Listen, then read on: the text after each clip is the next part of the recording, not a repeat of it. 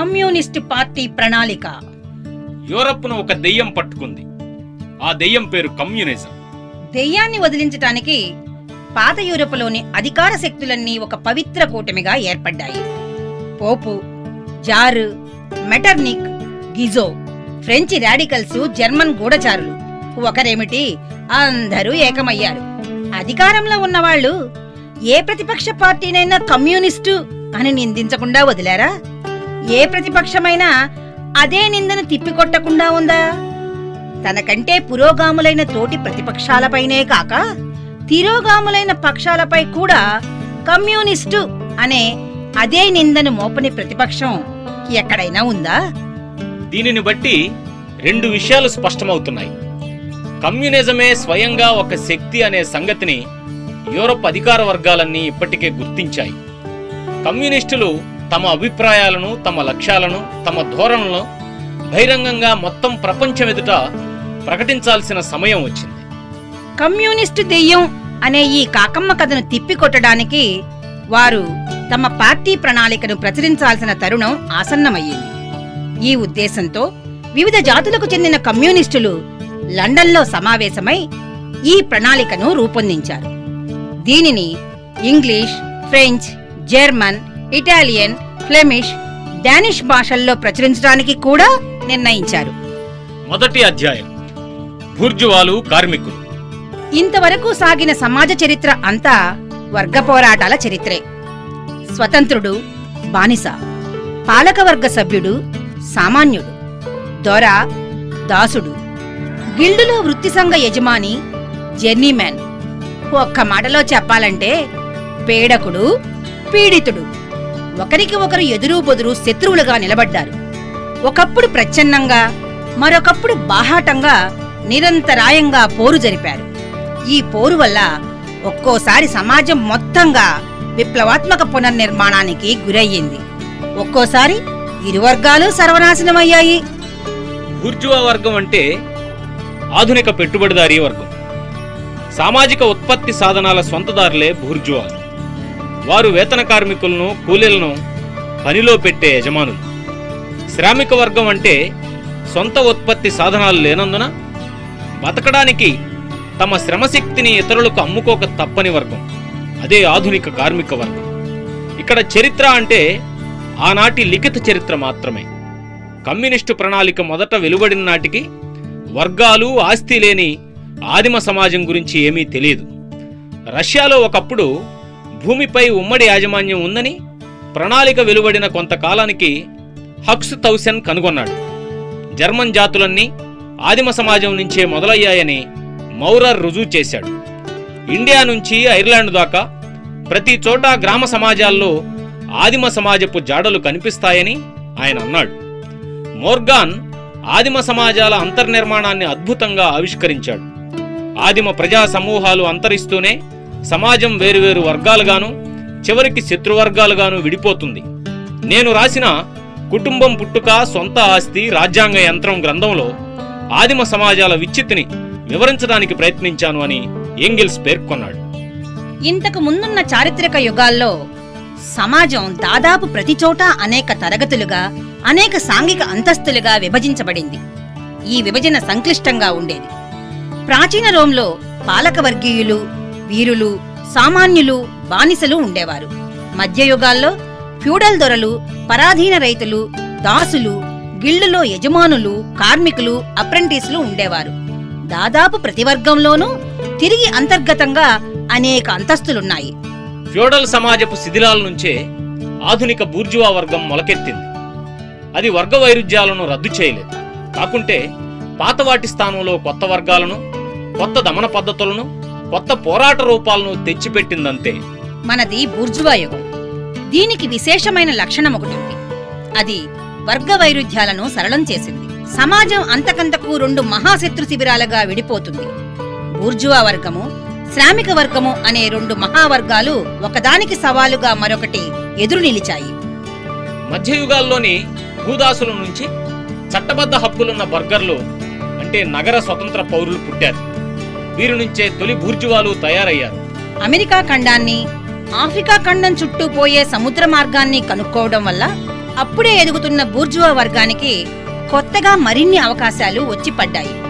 India, China మార్కెట్లు అమెరికాను వలసగా మార్చడము, వలసలతో వాణిజ్యము, సరుకులు, డబ్బు పెరగడము, ఇవన్నీ వాణిజ్యానికి, నౌకాయానానికి, పరిశ్రమకు ఇంతకుముందు ఎన్నడూ కనీవిని ఎరగనంత ప్రేరణ ఇచ్చాయి. కనుక తోస్తే పడిపోయే దశలో ఉన్న ఫ్యూడల్ సమాజంలో విప్లవ శక్తులు వేగంగా అభివృద్ధి చెందాయి. ఫ్యూడల్ పరిశ్రమ రంగంపై గిల్డుల గుత్తాధిపత్యం ఉండింది. పరిశ్రమలో కొత్త వారికి ప్రవేశం లేని వ్యవస్థ అది. కొత్త మార్కెట్లు పెరుగుతున్న అవసరాలను అది ఏమాత్రం తీర్చలేకపోయింది. కనుక దాని స్థానంలో కార్ఖానా వ్యవస్థ వచ్చింది. ఆ వ్యవస్థను నడిపే మధ్యతరగతి వాళ్లు వృత్తి సంఘ యజమానులను పక్కకు నెట్టివేశారు. ప్రతి కార్ఖానాలోనూ శ్రమ విభజన పెరగడం వల్ల గిల్డుల్లో వివిధ వృత్తి సంఘాల మధ్య ఉన్న విభజన మాయమైంది. ఇంకా మార్కెట్లు నిత్యం విస్తరిస్తూనే ఉన్నాయి. గిరాకీ అదే పనిగా పెరుగుతూనే ఉంది. కార్ఖానాల ఉత్పత్తి కూడా చాలలేదు. అప్పుడు ఆవిరి యంత్రాలు, ఇతర యంత్రాలు వచ్చి పారిశ్రామిక ఉత్పత్తిలో విప్లవం తెచ్చాయి. భారీ ఆధునిక పరిశ్రమలొచ్చాయి. కార్ఖానాలు పోయాయి. వాటిని నడిపిన మధ్యతరగతి పారిశ్రామికులు పోయి పారిశ్రామిక కోటీశ్వరులు వచ్చారు. వాళ్లే ఆధునిక బూర్జువాలు. వాళ్లే మొత్తం పారిశ్రామిక సైన్యానికి నాయకులు. ఆధునిక పరిశ్రమ ప్రపంచ మార్కెట్ను స్థాపించింది. దీనికి అమెరికా ఆవిష్కరణ అనేది మార్గం సుగమం చేసింది. దీనివల్ల వాణిజ్యము, నౌకాయానము, నేలపై రవాణా అపారంగా పెరిగాయి. ఈ అభివృద్ధి వల్ల తిరిగి పరిశ్రమ మరింతగా విస్తరించింది. పరిశ్రమలు, వాణిజ్యం, నౌకాయానం, రైల్వేలు ఇలా పెరిగే కొద్దీ బూర్జువా వర్గము పెరిగింది. దాని పెట్టుబడి పెరిగింది. మధ్యయుగాల నుంచి వచ్చిన వర్గాలనన్నిటినీ అది వెనక్కు నెట్టేసింది. దీనంతటి నుంచి ఒక విషయాన్ని గమనిస్తాం. బూర్జువా వర్గం అనేది ఓ సుదీర్ఘమైన అభివృద్ధి క్రమంలో పుట్టింది. ఉత్పత్తి విధానాల్లోనూ, మార్పిడి విధానాల్లోనూ జరిగిన అనేక విప్లవాల పరంపర కారణంగా అది పుట్టింది. బూర్జువా వర్గం తన అభివృద్ధిలో అడుగు ముందుకు వేసిన ప్రతి సందర్భంలోనూ రాజకీయంగా కూడా పురోగమించింది. ఒకనాడది ఫ్యూడల్ ప్రభువర్గం పెత్తనం కింద పీడిత వర్గం.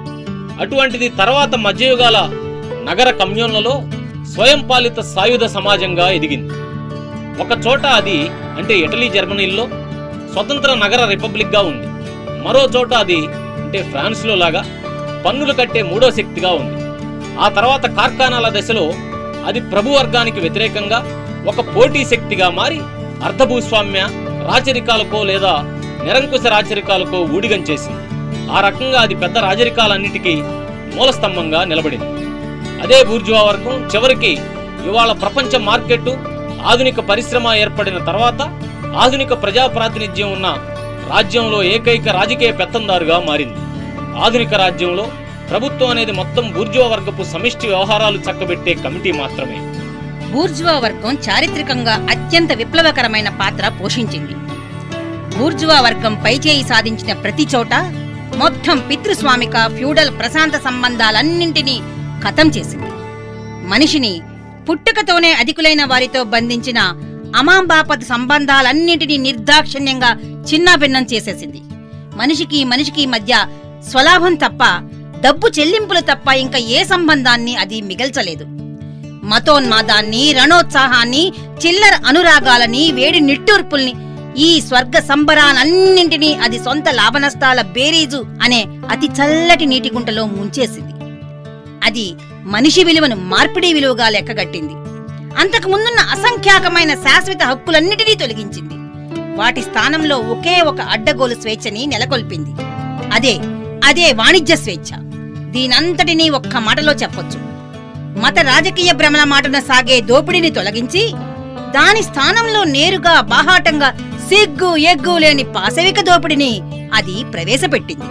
ఇంతకు ముందు ప్రజలు భక్తి గౌరవాలతో ఆదరించిన వృత్తులను అది నీచపరిచింది. వైద్యుడిని, న్యాయవాదిని, పురోహితుడిని, కవిని, శాస్త్రవేత్తని అది తన జీతగాళ్లుగా మార్చుకుంది. కుటుంబం నుంచి దాని మమతానురాగాల మేలి ముసుగుని చించి పారేసి కుటుంబ సంబంధాలన్నిటినీ కేవలం డబ్బు సంబంధాలుగా అది కుదించింది. మధ్యయుగాల్లో పాశవికమైన ఆవేశాల ప్రదర్శనను తిరోగమనవాదులు మెచ్చుకుంటారు. కానీ దానికి అనుబంధంగానే ఉండిన ఆనాటి పచ్చి నిష్క్రియాపరత్వాన్ని బూర్జువా వర్గం ఎత్తిచూపింది. మనిషి కార్యశీలత ఏది సాధించగలదో చరిత్రలో మొట్టమొదటిసారి అది నిరూపించింది. ఈజిప్టు పిరమిడ్లను, రోమ్ కాల్వలను, గోధిక్ దేవాలయాలను మించిన అద్భుతాలను అది సృష్టించింది. ఒకనాటి సామూహిక వలస ప్రయాణాలను, మత దండయాత్రలను మరిపించే మహాయాత్రలను అది సాగించింది. ఉత్పత్తి పరికరాల్లో నిరంతరాయంగా విప్లవం తేకుండా బూర్జువా వర్గం మనలేదు. ఆ రకంగా అది ఉత్పత్తి సంబంధాల్లోనూ మొత్తం సామాజిక సంబంధాల్లోనూ విప్లవం తెస్తుంది. ఇందుకు భిన్నంగా అప్పటికున్న ఉత్పత్తి విధానాన్ని చెక్కు చెదరకుండా కాపాడుకోవటమే పాత యుగాల పారిశ్రామిక వర్గాలన్నిటి మనుగడకు మొదటి షరతు. ఉత్పత్తిలో నిత్య విప్లవము, సకల సామాజిక పరిస్థితులను నిరంతరాయంగా కల్లోలపరచటము, అంతులేని అనిశ్చిత్వము ఇవన్నీ బూర్జువా యుగాన్ని అంతకు ముందున్న అన్ని యుగాల నుంచి వేరు చేసి చూపుతాయి. నిశ్చితమైన గడ్డగట్టుకుపోయిన అన్ని రకాల పాత సంబంధాలతో పాటు వాటిని అంటిపెట్టుకుని ఉండే పరమ పావనమైన అభిప్రాయ దురభిప్రాయాలు కూడా ఈ యుగంలో తుడుచుపెట్టుకుపోయాయి. కొత్తగా ఏర్పడే సంబంధాలు సైతం ఇంకా స్థిరపడక ముందే పాతబడి పక్కకి పోతున్నాయి. గట్టిగా ఉన్న ప్రతిదీ గాలిలో కలిసిపోతుంది. పవిత్రం అనుకున్న ప్రతిదీ మైలపడుతుంది. చివరికి మనిషి తన భ్రమలు తొలగించుకోక తప్పదు. తన నిజమైన పరిస్థితులను, తనలాంటి వారితో తనకు ఉన్న సంబంధాలను గ్రహించక తప్పదు. తన ఉత్పత్తులకు నిరంతరాయంగా పెరిగే మార్కెట్ కావాలి కనుక ఆ అవసరం బూర్జువా వర్గాన్ని ప్రపంచం నలుమూలలకు తరుముతుంది. అది ప్రతి చోట గూడు కట్టుకోవాల్సిందే, ప్రతి చోట నివసించాల్సిందే, అన్ని చోట్ల సంబంధాలను ఏర్పరచుకోవాల్సిందే. బూర్జువా వర్గం మొత్తం ప్రపంచాన్ని తన మార్కెట్ చేసుకుంది కనుక అది ప్రతి దేశంలోనూ జరిగే ఉత్పత్తికి, వినిమయానికి జాతీయ స్వభావం కాక అందుకు అతీతమైన స్వభావాన్ని కల్పించింది. అది పరిశ్రమల కాళ్ల కింద అంతకు ముందున్న జాతీయ పునాదిని తొలగించింది. ఆ రకంగా తిరోగమనవాదులకు ఎంతో ఆవేదన కలిగించింది. పాతకాలంలో నెలకొన్న పరిశ్రమలన్నీ నాశనమయ్యాయి. మిగిలినవి రోజు నాశనమవుతూనే ఉన్నాయి. వాటి స్థానంలో రకరకాల కొత్త పరిశ్రమలు వస్తున్నాయి. నాగరిక జాతులన్నిటికీ చావో బతుకో నిర్ణయించగలిగినవి కూడా వాటిలో ఉన్నాయి. దేశంలో ఉత్పత్తి జరిగిన ముడి పదార్థాలను ప్రపంచం నలుమూలల నుంచి తెచ్చుకునే పరిశ్రమలున్నాయి. ఉత్పత్తి స్వదేశంలో జరిగినా ఆ ఉత్పత్తైన సరుకులని స్వదేశంలోనే కాక దేశ దేశాల్లో అమ్మే పరిశ్రమలున్నాయి. పాతకాలపు అవసరాలు స్వదేశీ ఉత్పత్తులతోనే తీరేవి. కాని కొత్త అవసరాలొచ్చాయి. వాటిని తీర్చడానికి వివిధ శీతోష్ణగ్రతులున్న దూరదేశాల సరుకులు అవసరమయ్యాయి. ఇంతకు ముందు జాతులు, ప్రాంతాలు తమకున్న దానితో సరిపెట్టుకుంటూ దేనిపాటికది ఒంటరిగా ఉండేవి. ఇప్పుడు మొత్తం ప్రపంచం నలుమూలల ఇచ్చిపుచ్చుకోవటము, ఒకరిపై ఒకరు ఆధారపడటము జరుగుతుంది. భౌతిక ఉత్పత్తికే కాదు, బౌద్ధిక ఉత్పత్తికి కూడా ఇది వర్తిస్తుంది. ఆయా దేశాల మేధో ఉత్పాదితాలు మొత్తం ప్రపంచపు ఉమ్మడి ఆస్తులుగా మారుతున్నాయి. జాతీయ సంకుచితత్వము, ఒంటెత్తు ధోరణి రాను రాను అసాధ్యమవుతున్నాయి. అనేక జాతీయ, ప్రాంతీయ సాహిత్యాల నుంచి విశ్వసాహిత్యం పుడుతుంది. ఉత్పత్తి పరికరాలన్నీ అతి వేగంగా మెరుగవడం వలను, వార్తా రవాణా సౌకర్యాలన్నీ అపారంగా పెరగడం వలను బూర్జువా వర్గం అత్యంత ఆటవిక జాతులతో సహా అన్ని దేశాల్లోనూ నాగరికతలోకి లాగుతుంది. తన సరుకుల చౌక ధరలు అనే భారీ ఫిరంగుతో అది చైనా గోడలన్నింటినీ కూలగొడుతుంది. ఎంతటి మొండి విదేశీ ద్వేషులైనా, ఆటవికులైనా లొంగిపోయేలా చేస్తుంది. బూర్జువా ఉత్పత్తి విధానాన్ని అనుసరించకపోతే అంతమైపోయే ప్రమాదం వల్ల అన్ని జాతులు ఆ విధానాన్ని స్వీకరించక తప్పని పరిస్థితిని సృష్టిస్తుంది. నాగరికత అన్నదాన్ని అది అన్ని జాతుల్లోకి జొప్పిస్తుంది. అంటే ఆ జాతులన్నీ బూర్జువా జాతులుగా మారేలా చేస్తుంది. దీన్ని ఒక్క మాటలో చెప్పవచ్చు, బూర్జువా వర్గం తనలాంటి ప్రపంచాన్నే సృష్టిస్తుంది. బూర్జువా వర్గం గ్రామ సీమలను నగరాలకు లోబడి ఉండేలా చేసింది. అది బ్రహ్మాండమైన నగరాలను సృష్టించింది. గ్రామీణ జనాభాతో పోలిస్తే నగరాల జనాభాని అపారంగా పెంచింది. ఆ రకంగా గ్రామీణ జీవితంలోని మౌఢ్యం నుంచి గణనీయమైన సంఖ్యలో జనాభాని రక్షించింది. అది గ్రామాలను నగరాలపై ఆధారపడేలా చేసినట్టే ఆటవిక, అర్ధ ఆటవిక దేశాలను నాగరిక దేశాలపై ఆధారపడేలా చేసింది. రైతాంగ ప్రధాన దేశాలను బూర్జువా దేశాలపై ఆధారపడేలా చేసింది. ప్రాచ్యాన్ని పశ్చిమంపై ఆధారపడేలా చేసింది. జనాభా, ఉత్పత్తి సాధనాలు, ఆస్తిపాస్తులు చెల్లా చెదురుగా ఉండటాన్ని బూర్జువా వర్గం రాను రాను తొలగిస్తుంది. అది జనాభాని ఒక చోటికి పోగేస్తుంది. ఉత్పత్తి సాధనాలను కేంద్రీకరిస్తుంది. ఆస్తిని కొద్దిమంది చేతుల్లో సాంద్రీకరిస్తుంది. రాజకీయ కేంద్రీకరణే దీని తప్పనిసరి పర్యవసానం. అంతకుముందు సొంత ప్రయోజనాలతో, సొంత చట్టాలతో, సొంత ప్రభుత్వాలతో, సొంత పన్నుల విధానాలతో దేని మట్టుకు అది స్వతంత్రంగానో లేదా కొద్దిపాటి అరకొర సంబంధాలతోనూ మనుగడ సాగిస్తున్న ప్రాంతాలన్నింటినీ కలిపి ఒకే దేశంగా అది ముద్ద చేసింది. ఒకే ప్రభుత్వంతో, ఒకే శాసనావళితో, ఒకే జాతి వర్గ ప్రయోజనాలతో, ఒకే సరిహద్దుతో, ఒకే కస్టమ్ సుంకాలతో ఒకే దేశంగా వాటిని మార్చింది. బూర్జువా వర్గ పాలన మొదలై ఇంకా 100 ఏళ్లైనా పూర్తి కాలేదు. కానీ ఇంతకు ముందు తరాలన్నీ కలిసి సృష్టించిన ఉత్పత్తి శక్తుల కంటే విస్తారమైన బ్రహ్మాండమైన ఉత్పాదక శక్తుల్ని అది తన పాలనలో సృష్టించింది. మానవునికి దాస్యం చేసే ప్రకృతి శక్తులు, యంత్రాలు, ఆవిరి శక్తితో నౌకాయానము, రైలు మార్గాలు, విద్యుత్ టెలిగ్రాఫులు, మొత్తం ఖండాలకు ఖండాలనే సాగులోకి తేవడము, నదీ జలాలను కాలువలకు మళ్లించడము, మంత్రం వేసి పుట్టించినట్టుగా జనాభా పెరుగుదల, ఇలాంటి ఉత్పత్తి శక్తులన్నీ సామాజిక శ్రమ గర్భంలో నిద్రిస్తున్నాయని ఇంతకు ముందుటి శతాబ్దాల్లో దేనికైనా కనీసం లేలా మాత్రంగానైనా తెలుసా? ఏ ఉత్పత్తి మార్పిడి సాధనాల పునాదిపైన బూర్జువా వర్గం పెరిగిందో ఆ సాధనాలు ఫ్యూడల్ సమాజంలోనే పుట్టాయి. అయితే అవి క్రమంగా పెరిగి ఒక దశకు చేరుకోగానే ఉత్పత్తికి మార్పిడికి చెందిన ఫ్యూడల్ పరిస్థితులు వాటి పెరుగుదలకు అడ్డుపడ్డాయి. అంటే ఫ్యూడల్ వ్యవసాయ వ్యవస్థ గాని, కార్ఖానాల వ్యవస్థ గాని, మొత్తంగా ఫ్యూడల్ ఆస్తి సంబంధాల వ్యవస్థ గాని అప్పటికే ఒక స్థాయిలో పెరిగిన ఉత్పత్తి శక్తుల్ని ఇముడ్చుకోలేకపోయాయి. ఫ్యూడల్ సంబంధాలు ఉత్పత్తి శక్తులకు సంకెళ్లుగా మారాయి. ఆ సంకెళ్లు బద్దలవక తప్పలేదు. అవి బద్దలయ్యాయి. వాటి స్థానంలో ఎటువంటి షరతులు లేని పోటీ ప్రవేశించింది. దానితో పాటు దానికి అనుగుణమైన సామాజిక వ్యవస్థ వచ్చింది. రాజకీయ వ్యవస్థ కూడా వచ్చింది. ఆర్థిక, రాజకీయ రంగాలపై బూర్జువా పెత్తనం కూడా వచ్చింది. అటువంటి పరిణామమే మరొకటి మన కళ్ల ముందే జరుగుతోంది. బూర్జువా ఉత్పత్తి సంబంధాలు, బూర్జువా మార్పిడి సంబంధాలు, బూర్జువా ఆస్తి సంబంధాలు ఉన్న బూర్జువా సమాజం మనది. మంత్రం వేసి బ్రహ్మాండమైన ఉత్పత్తి సాధనాలను, మార్పిడి సాధనాలను సృష్టించినట్టున్న ఈ బూర్జువా సమాజం ఇవాళ తను పుట్టించిన దెయ్యాలను తానే అదుపు చేయలేని మాంత్రికునిలా తయారయ్యింది. అనేక దశాబ్దాలుగా సాగిన పారిశ్రామిక చరిత్ర, వాణిజ్య చరిత్ర అంటే ఆధునిక ఉత్పత్తి సంబంధాల మీద ఆధునిక ఉత్పత్తి శక్తులు చేస్తున్న తిరుగుబాటు చరిత్రే తప్ప వేరే కాదు. అంటే బూర్జువా వర్గానికి, దాని పెత్తనానికి ఆసరా ఇచ్చే బూర్జువా ఆస్తి సంబంధాల మీదనే తిరుగుబాటది. దీనికి ఉదాహరణగా పదే పదే వస్తున్న సంక్షోభాలనే చూపించవచ్చు. అవి వచ్చినప్పుడల్లా బూర్జువా సమాజాన్ని ప్రమాదంలోకి నెడుతున్నాయి, రాను రాను మరింత తీవ్రంగా. ఈ సంక్షోభాల్లో ఉత్పత్తి అయిన వస్తువుల్లోనే కాక అంతకు ముందున్న ఉత్పత్తి శక్తుల్లో ఓ పెద్ద భాగం నాశనమవుతుంది. ఈ సంక్షోభాల్లో అమితోత్పత్తి అనే ఓ అంటువ్యాధి వ్యాపిస్తుంది.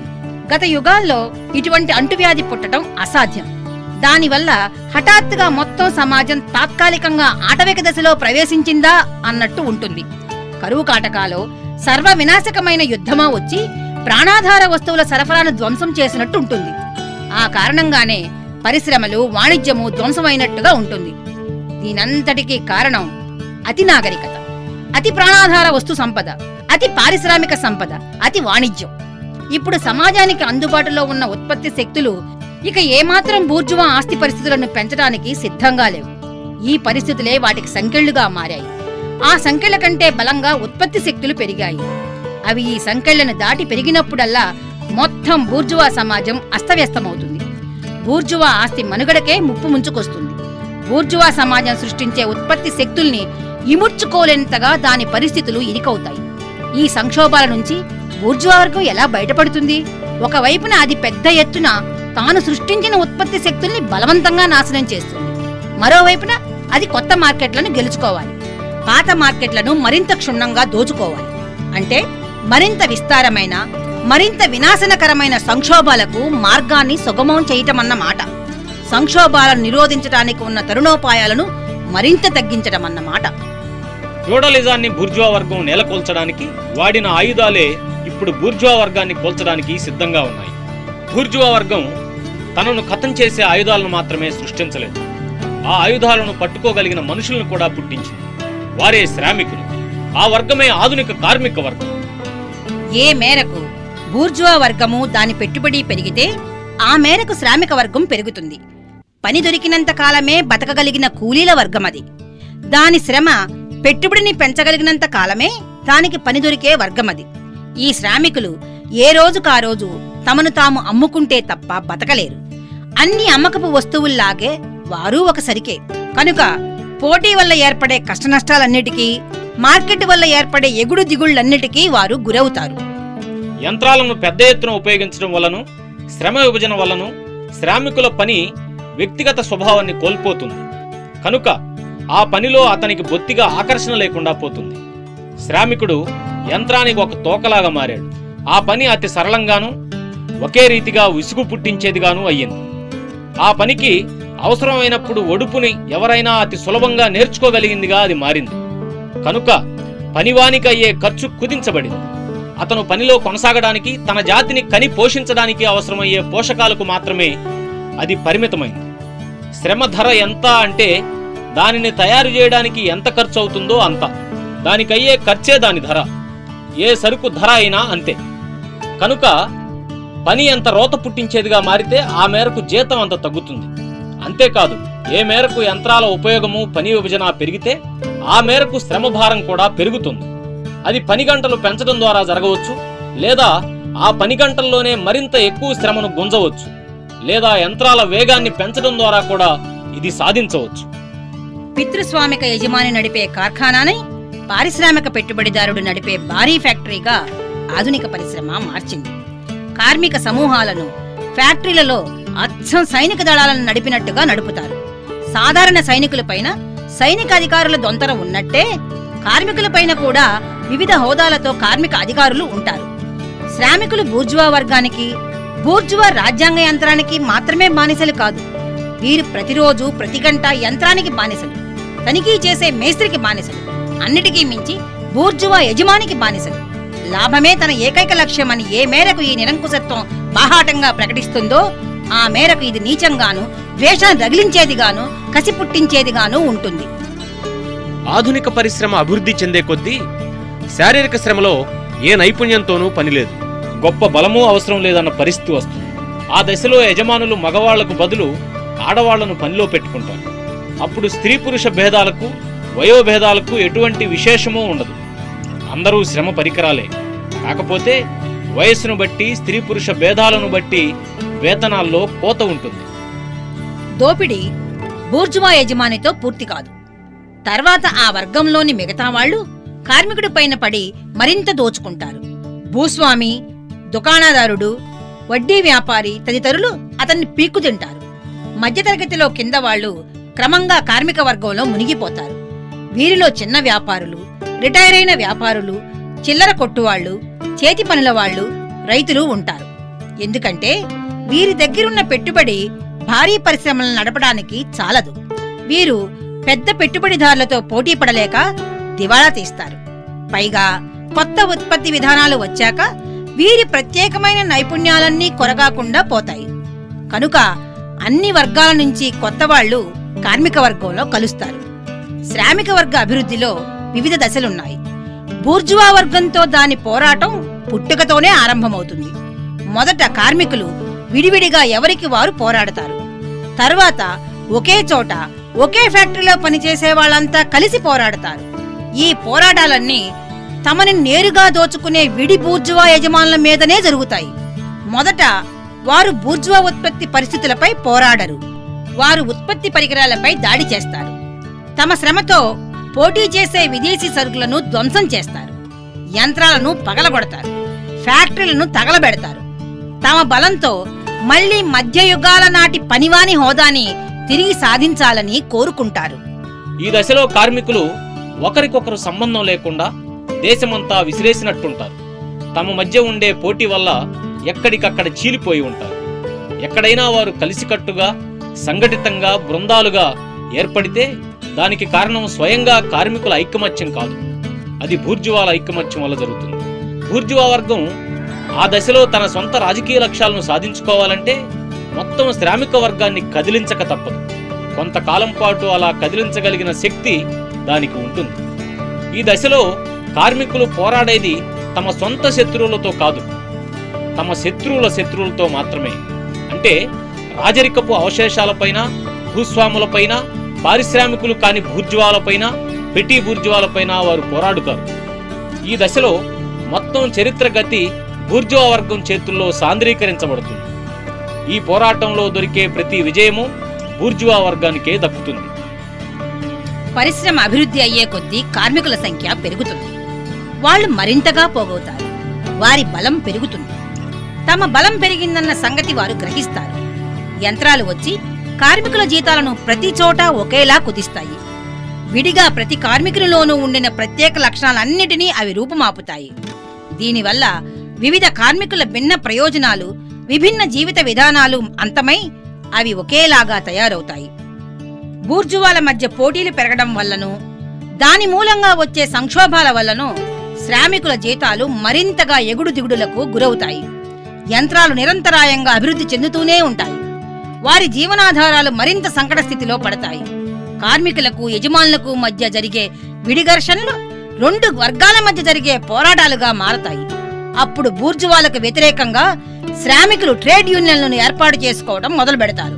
తమ వేతనాల స్థాయిని నిలబెట్టుకోవడానికి వాళ్ళంతా ఏకమవుతారు. అప్పుడప్పుడు జరిగే ఈ తిరుగుబాట్లకు ముందుగానే సన్నద్ధంగా ఉండటం కోసం వారు శాశ్వత సంఘాలను ఏర్పరచుకుంటారు. ఈ పోరాటాలు అక్కడక్కడ దుమ్మీలుగా కూడా మారతాయి. అప్పుడప్పుడు కార్మికులు గెలుస్తారు, కానీ ఇది తాత్కాలికమే. ఆ పోరు వల్ల కార్మికులకు వనగూరే నిజమైన లాభం కేవలం వారి గెలుపు కాదు. వారి మధ్య నిత్యం పెరిగే ఐక్యతే వారికి దక్కే అసలైన ఫలం. ఆధునిక పరిశ్రమ సృష్టించిన వార్తా రవాణా సౌకర్యాల కారణంగా వివిధ ప్రాంతాల్లో ఉన్న కార్మికుల మధ్య ఒకరితో ఒకరికి సంబంధాలు ఏర్పడతాయి. ఇది వారి మధ్య ఐక్యత పెంచుతుంది. స్థానికంగా ఎక్కడికక్కడ వేరువేరుగా జరిగే ఒకేలాంటి శ్రామిక పోరాటాలన్నిటినీ కలిపి సమైక్యంగా రెండు వర్గాల మధ్య జరిగే ఏకైక జాతీయ పోరాటంగా మలచడానికి పరస్పర సంబంధాలే తోడ్పడతాయి. నిజానికి ప్రతి వర్గ పోరాటము ఒక రాజకీయ పోరాటమే. మధ్యయుగాల్లో దరిద్రపు రహదారులున్న పరిస్థితుల్లో బర్గరులు అంటే నగర పౌరులు ఇటువంటి ఐక్యతను సాధించడానికి శతాబ్దాలు పట్టింది. ఇప్పుడు రైల్వేల మూలంగా ఆధునిక కార్మికులు కొన్ని సంవత్సరాల్లోనే ఆ ఐక్యతను సాధిస్తారు. కార్మికులు ఒక వర్గంగా సమైక్యం కావడము, ఒక పార్టీగా సంఘటితం కావడము అన్న లక్ష్యం వాళ్ల మధ్య వాళ్లకున్న పోటీ కారణంగానే దెబ్బతింటుంది. శ్రామిక వర్గం పడిపోయినా నిత్యం అది పైకి లేస్తుంది, బలపడుతుంది, స్థిరపడుతుంది, మరింత శక్తిశాలిగా మారుతుంది. బూర్జువా వర్గంలోని చీలికలను ఉపయోగించుకుంటుంది. కార్మికుల ప్రత్యేక ప్రయోజనాలను చట్టపరంగా గుర్తించేలా చేస్తుంది. ఇంగ్లాండ్లో 10 గంటల పని బిల్లును అది సాధించింది ఈ విధంగానే. స్థూలంగా పాత సమాజంలో జరిగే ఘర్షణలు శ్రామిక వర్గ అభివృద్ధికి తోడ్పడతాయి. బూర్జువా వర్గం నిరంతరం ఎవరితో ఒకరితో యుద్ధంలో మునిగి ఉంటుంది. మొదట ప్రభువర్గంతో, తర్వాత బూర్జువా వర్గంలోనే పరిశ్రమల అభివృద్ధి వల్ల నష్టపోయే వాళ్లతో, మొదటి నుండి చివరి దాకా విదేశీ బూర్జువా వర్గంతో అది యుద్ధంలో ఉంటుంది. ఈ యుద్ధాలన్నింటిలోనూ శ్రామిక వర్గాన్ని సాయం కోరక తప్పదని దానికి అర్థమవుతుంది. కనుక అది శ్రామిక వర్గాన్ని రాజకీయ రంగంలోకి లాగుతుంది. బూర్జువా వర్గమే శ్రామిక వర్గానికి రాజకీయ విద్య నేర్పుతుంది, మామూలు విద్య కూడా నేర్పుతుంది. భవిష్యత్తులో తనతో యుద్ధం చేయడానికి అవసరమయ్యే ఆయుధాలను ఆ రకంగా శ్రామిక వర్గానికి బూర్జువా వర్గమే సమకూరుస్తుంది. పరిశ్రమ పురోగమించే కొద్దీ బూర్జువా వర్గంలోని కొన్ని విభాగాలు మొత్తంగా శ్రామిక వర్గంలోకి నెట్టబడతాయి, లేదా వారి జీవన పరిస్థితులు ప్రమాదంలో పడతాయి. వారి వల్ల కూడా శ్రామికులకు కొత్త జ్ఞానము, కొత్త ప్రగతి అందుతాయి. చివరిగా వర్గపోరు అటో ఇటో తేలిపోయే సమయం దగ్గరకొచ్చినప్పుడు పాలక వర్గంలో సాగుతున్న విచ్చిత్తి ప్రక్రియ నిజానికి పాత సమాజంలో మొత్తంగా సాగుతున్న విచ్చిత్తి ప్రక్రియ స్పష్టమైన ప్రచండ రూపాన్ని సంతరించుకుంటుంది. పాలక వర్గంలోనే ఒక చిన్న విభాగం తన వర్గంతో తెగతింపులు చేసుకుని భవిష్యత్తుని శాసించే విప్లవ వర్గమైన శ్రామిక వర్గంతో చేతులు కలుపుతుంది. గతంలో ప్రభువర్గానికి చెందిన ఒక విభాగం చీలిపోయి వచ్చి బూర్జువా వర్గంతో ఎలా కలిసిందో, అలాగే ఇప్పుడు బూర్జువా వర్గంలో ఒక విభాగం శ్రామిక వర్గంతో కలుస్తుంది. ముఖ్యంగా బూర్జువా సిద్ధాంతకారుల్లో చరిత్రగతి మొత్తాన్ని సిద్ధాంతపరంగా గ్రహించే స్థాయికి ఎదిగిన వాళ్ళు శ్రామిక వర్గంతో చేతులు కలుపుతారు. బూర్జువా వర్గానికి ఎదురుగా నిలబడిన వర్గాలన్నిటిలోకి శ్రామిక వర్గం ఒక్కటే ఇవాళ నిజమైన విప్లవకర వర్గం. మిగిలిన వర్గాలు ఆధునిక పరిశ్రమ కారణంగా క్రమంగా క్షీణించి ఆఖరికి అదృశ్యమవుతాయి. మధ్యతరగతిలో క్రింది శ్రేణి వాళ్ళు అంటే చిన్న చిన్న పరిశ్రమల వాళ్ళు, దుకాణదారులు, చేతి పని వాళ్ళు, రైతులు వీరంతా కూడా బూర్జువా వర్గంతో పోరాడుతారు. అయితే వాళ్ళు పోరాడేది తాము మధ్యతరగతి వాళ్లుగా కొనసాగటానికే తప్ప మార్పు కోసం కాదు. అంటే వీళ్ళు యథాస్థితివాదులు, విప్లవకారులు కాదు. వీళ్ళు చరిత్రగతిని వెనక్కి మళ్లించడానికి ప్రయత్నిస్తారు. కనుక వీరు ప్రగతి నిరోధకులుగా కూడా ఉంటారు. వీళ్ళు శ్రామిక వర్గంలో కలిసిపోబోతున్న సందర్భంగా మాత్రమే విప్లవకరంగా ఉంటారు. అప్పుడు మాత్రమే వీళ్ళు తమ తక్షణ ప్రయోజనాల కోసం కాక భవిష్యత్ ప్రయోజనాల కోసం పోరాడుతారు. అప్పుడు తమ పాత దృక్పథాన్ని వదిలిపెట్టి శ్రామిక వర్గ దృక్పథాన్ని స్వీకరిస్తారు. ప్రమాదకర వర్గం కూడా ఒకటి ఉంది. అదే అలగాజనం. ఇది సమాజంలో పేరుకున్న చెత్త. పాత సమాజపు అట్టడుగు పొరలు ఒడ్డుకు వెళ్లగక్కిన కుళ్ళిన పదార్థం అది. శ్రామిక విప్లవం కారణంగా అది ఎప్పుడన్నా మళ్లీ సమాజ ప్రవాహంలోకి కొట్టుకు రావచ్చు. కానీ దాని బతుకుని బట్టి అది ప్రగతి నిరోధకుల దగ్గర గడ్డి తిని వాళ్ళు పన్నే కుతంత్రాల్లో కూలిబంటుగా ఉండే అవకాశమే ఎక్కువగా ఉంది.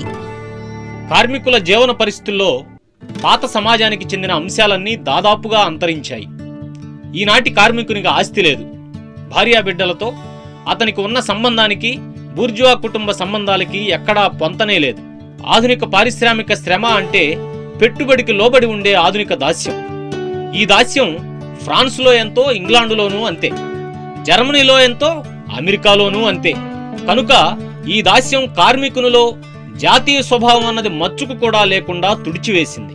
చట్టం, నీతి, మతం అనేవన్నీ బూర్జువా వర్గ అభిప్రాయ దురాభిప్రాయాలని, వీటిలో ఒక్కొక్క దాని మాటున ఒక్కో బూర్జువా స్వార్థం దాగి ఉందని శ్రామికుడు అనుకుంటాడు. ఇంతకు ముందు అధికారంలోకి వచ్చిన వర్గాలన్నీ ఆస్తులను, ఆదాయాన్ని తాము ఎలా అనుభవించారో ఆ విధానాన్నే మొత్తం సమాజం మీద రుద్దారు. ఆ రకంగా సమాజంలో తమకు అప్పటికే ఉన్న స్థానాన్ని అవి భద్రపరుచుకోవాలనుకున్నాయి. అలా కాక కార్మికులు సామాజిక ఉత్పత్తి శక్తులకు అధిపతులు కావాలంటే ఆదాయం సంపాదించే తమ గత విధానాన్ని రద్దు చేసుకోవాలి. అంతేకాదు, గతంలో ఉన్న ఇతర సంపాదనా మార్గాలన్నిటినీ రద్దు చేయాలి. కార్మికులకు భద్రపరుచుకోవడానికి, పదిలపరుచుకోవడానికి ఏమీ లేదు. సొంత ఆస్తికి గతంలో ఉన్న సకల భద్రతలను, సకల హామీలను ధ్వంసం చేయటమే వాళ్ళ జీవిత లక్ష్యం. ఇంతవరకు జరిగిన చారిత్రక ఉద్యమాలన్నీ అల్పసంఖ్యాకుల ఉద్యమాలే, లేదంటే అవి అల్పసంఖ్యాకుల ప్రయోజనాల కోసం జరిగిన ఉద్యమాలు. కానీ ఈనాటి శ్రామిక ఉద్యమం అలా కాదు. అది అత్యధిక సంఖ్యాకుల ప్రయోజనాల కోసం అత్యధిక సంఖ్యాకులు బుద్ధిపూర్వకంగా స్వతంత్రంగా నడిపే ఉద్యమం. శ్రామిక వర్గం ఈనాటి సమాజంలో అట్టడుగు పొరలో ఉంటుంది. అది కదలాలన్నా, లేచి నిలబడాలన్నా తనపై ఉన్న పొరలన్నింటినీ పైకి గాలిలోకి విసరాల్సిందే. బూర్జువా వర్గంతో శ్రామిక వర్గం చేసే పోరాటం మొదట జాతీయ పోరాటంగానే ఉంటుంది. అయితే అది స్వభావంలో కాదు, స్వరూపంలో మాత్రమే. ఏ దేశపు శ్రామిక వర్గమైనా తన సొంత బూర్జువా వర్గంతోనే లెక్క తేల్చుకోవాలి. శ్రామిక వర్గ అభివృద్ధిలో అత్యంత సాధారణ దశలన్నింటినీ పేర్కొన్నాం. ఇవాల్టి సమాజంలో ప్రచ్ఛన్నంగా రగులుతున్న అంతర్యుద్ధం బహిరంగ విప్లవంగా బద్దలయ్యే దశ వరకు వివరించాం.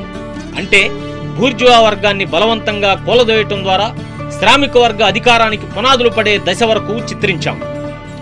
గత చరిత్రలో ప్రతి సమాజము పీడక వర్గానికి, పీడిత వర్గానికి మధ్య వైరుధ్యాల పునాదిపైనే బతికిందని మనం ఎప్పటికే గమనించాం.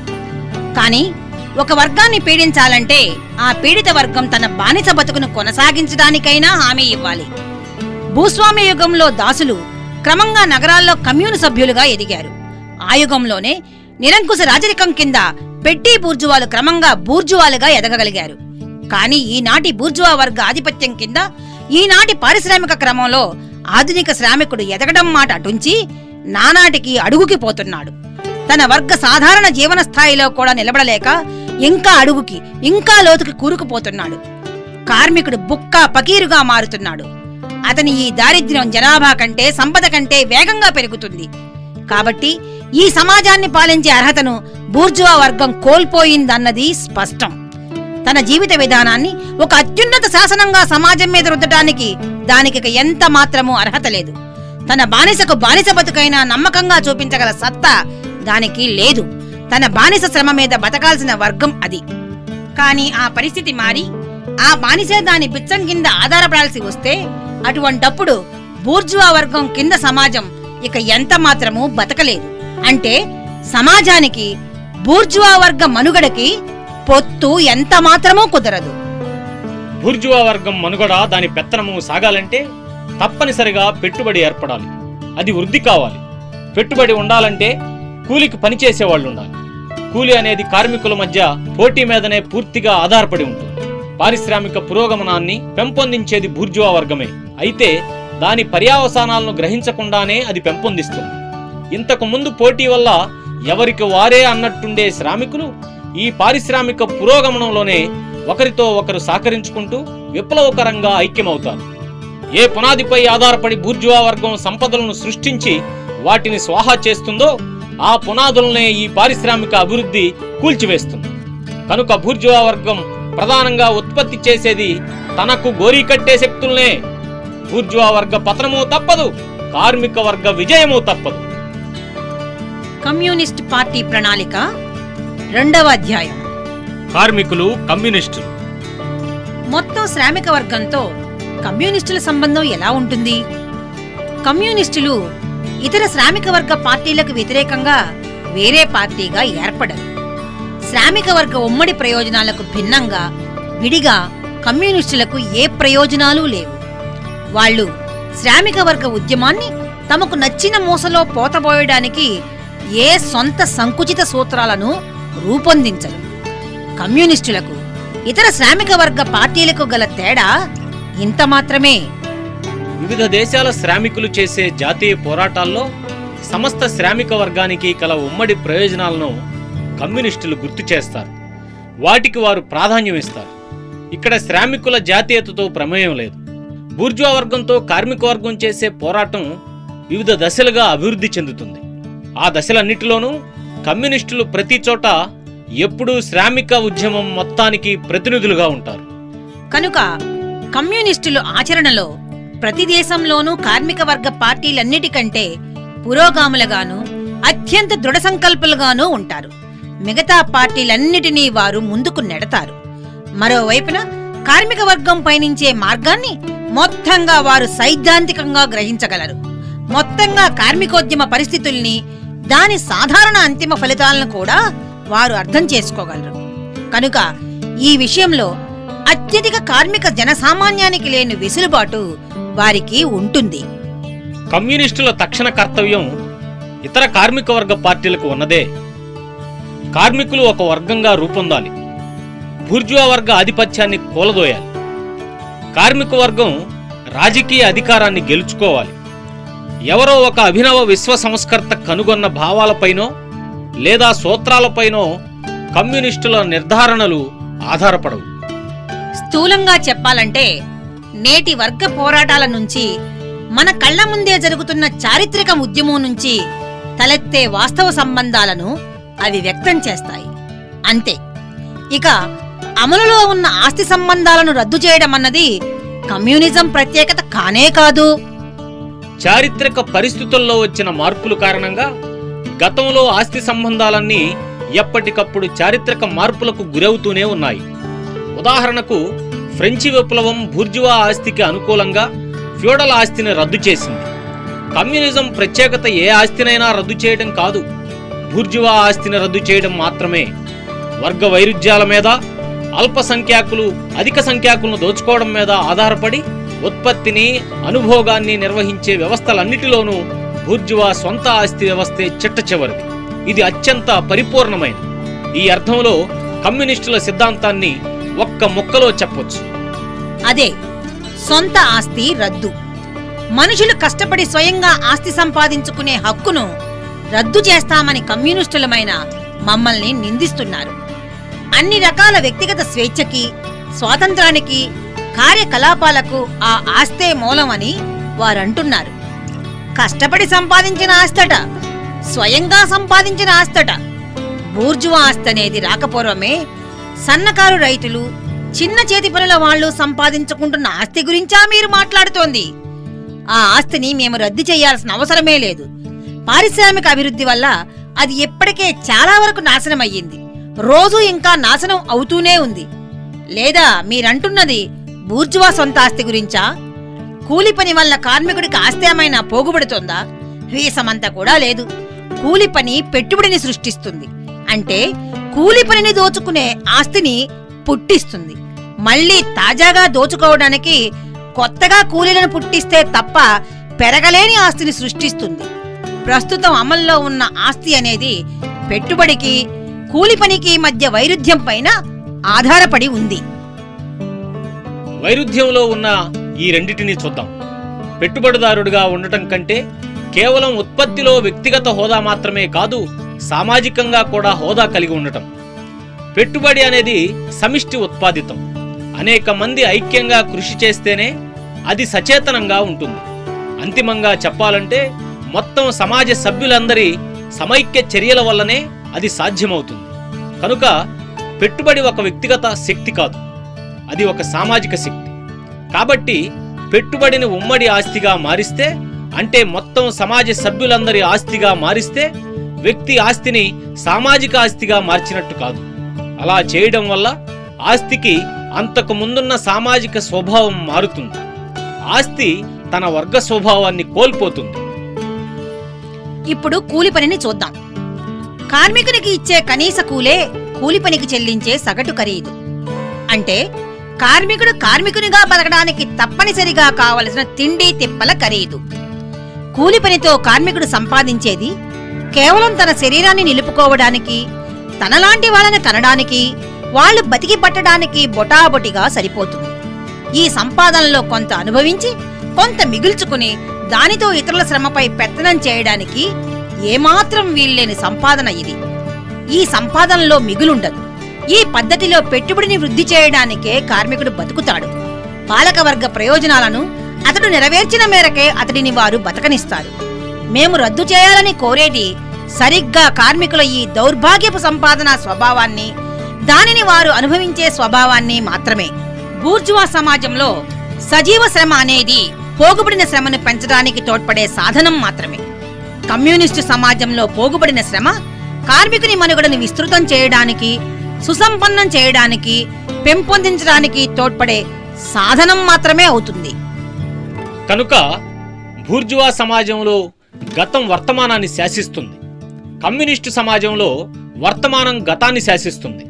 బూర్జువా సమాజంలో పెట్టుబడికి స్వాతంత్రం ఉంటుంది, దానికి ఒక వ్యక్తిత్వం ఉంటుంది. కాగా బతికున్న మనిషికి స్వాతంత్రం ఉండదు, వ్యక్తిత్వము ఉండదు. ఈ పరిస్థితుల్ని రద్దు చేయడం అంటే స్వేచ్ఛని, స్వాతంత్ర్యాన్ని రద్దు చేయడమే అని బూర్జువా వర్గం అంటుంది. నిజమే, సందేహం లేదు. బూర్జువా స్వేచ్ఛని, బూర్జువా స్వాతంత్రాన్ని, బూర్జువా వ్యక్తిత్వాన్ని రద్దు చేయడమే మా ఉద్దేశం. ప్రస్తుత బూర్జువా ఉత్పత్తి పరిస్థితుల్లో స్వేచ్ఛ అంటే వాణిజ్య స్వేచ్ఛ, క్రయ విక్రయాల స్వేచ్ఛ. అమ్ముడు కొనుడు అన్నవే అంతరిస్తే స్వేచ్ఛగా కొనడము, స్వేచ్ఛగా అమ్మడము అన్నవి కూడా అంతరిస్తాయి. మధ్యయుగాల్లో పరిమితులతో కూడిన క్రయ విక్రయాలతోనూ, ఆనాటి వ్యాపారులపై ఉన్న నిర్బంధాలతోనూ పోల్చినప్పుడు మాత్రమే స్వేచ్ఛ గురించి, క్రయ విక్రయాల స్వేచ్ఛ గురించి బూర్జువాలు పలికే బీరాలకు ఏమైనా అర్థం ఉంటే ఉండొచ్చు. కానీ క్రయ విక్రయాలను, బూర్జువా ఉత్పత్తి పరిస్థితులను, అసలు బూర్జువా వర్గాన్నే కమ్యూనిస్టు తరహాలో రద్దు చేయాలంటున్న సందర్భంలో వారి బడాయి మాటలకు బొత్తిగా అర్థం లేదు. సొంత ఆస్తిని రద్దు చేయాలన్న మా ఉద్దేశం మీకు గుబులు పుట్టిస్తోంది. కానీ నేటి మీ సమాజంలో 190 మందికి సొంత ఆస్తి అన్నదే లేకుండా పోయిందే. వారి చేతుల్లో సొంత ఆస్తి లేదు, కనుకనే కొద్దిమంది చేతుల్లో అది ఉంది. అత్యధిక ప్రజానీకం చేతుల్లో లేకపోవడం వల్లనే కొద్దిమంది చేతుల్లో పోగైన ఈ ఆస్తి రూపాన్ని రద్దు చేయాలని అనుకుంటున్నామని మీరు మమ్మల్ని నిందిస్తున్నారు. ఒక్క మాటలో చెప్పాలంటే మీ సొంత ఆస్తిని మేము రద్దు చేయదలిచాం అని మీరు నిందిస్తున్నారు. మీరు ఖచ్చితంగా చెప్పారు. సరిగ్గా మా ఉద్దేశం అదే. శ్రమని పెట్టుబడిగా, డబ్బుగా, కిరాయిగా, కొత్తగా స్వాహా చేయదలిచిన సామాజిక శక్తిగా మార్చడానికి వీల్లేని క్షణం నుంచి, వ్యక్తిగత ఆస్తిని పెట్టుబడిగా మార్చడానికి వీల్లేని క్షణం నుంచి వ్యక్తిత్వం మాయమైపోతుందని మీరు అంటారు. అంటే మీ ఉద్దేశంలో వ్యక్తి అంటే మధ్యతరగతి ఆస్తి యజమాని తప్ప మరెవ్వరూ కాదన్న సంగతి మీరు ఒప్పుకోక తప్పదు. అంటే బూర్జువా వ్యక్తి తప్ప మరెవ్వరూ కాదన్న మాట. అలాగైతే దారికి అడ్డుగా ఉన్న ఆ వ్యక్తిని ఈడ్చిపారేయాల్సిందే. అటువంటి వ్యక్తి ఉండటానికి వీల్లేకుండా చేయవలసిందే. సామాజిక ఉత్పత్తులను ఎవ్వరూ సొంతం చేసుకోకుండా ఎవ్వరిని కమ్యూనిజం అడ్డుకోదు. కానీ అలా సొంతపరుచుకోవడం ద్వారా ఇతరుల శ్రమను లోబరుచుకునే శక్తి ఎవ్వరికీ లేకుండా మాత్రం చేస్తుంది.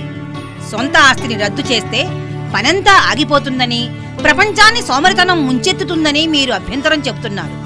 అదే నిజమైతే పెట్టుబడిదారి సమాజం ఒట్టి సోమరితనంతో ఏనాడో అధోగతి పాలయ్యేది. పనిచేసే వాళ్ళు బొత్తిగా సంపాదించలేకపోవడము, సంపాదనాపరులు పనిచేయకపోవటము ఈ సమాజంలో మామూలే. పెట్టుబడే లేకపోతే వేతన శ్రమ కూడా ఉండదు అన్నదాన్నే మరో రూపంలో చెప్పిందే చెప్పడమే ఈ మొత్తం అభ్యంతరం చేస్తున్న పని. భౌతిక వస్తువులను కమ్యూనిస్టు తరహాలో ఉత్పత్తి చేయడానికి, వాటిని అనుభవించడానికి బూర్జువా అభ్యంతరం చెప్తాడు. అలాగే బౌద్ధిక ఉత్పాదితాలను సైతం కమ్యూనిస్టు పద్ధతిలో సృష్టించడాన్ని, అనుభవించడాన్ని ఆక్షేపిస్తాడు. వర్గ ఆస్తి మాయం కావడము అంటే బూర్జువా దృష్టిలో మొత్తం ఉత్పత్తే మాయమైపోనట్టే. అలాగే వర్గ సంస్కృతి మాయమైతే ఆ దృష్టికి మొత్తం సంస్కృతి మాయమైనట్టే. ఏ సంస్కృతి పోతుందని అతగాడు విలపిస్తున్నాడో ఆ సంస్కృతి అత్యధిక ప్రజానీకానికి యంత్రాల్లా పనిచేసే శిక్షణ మాత్రమే.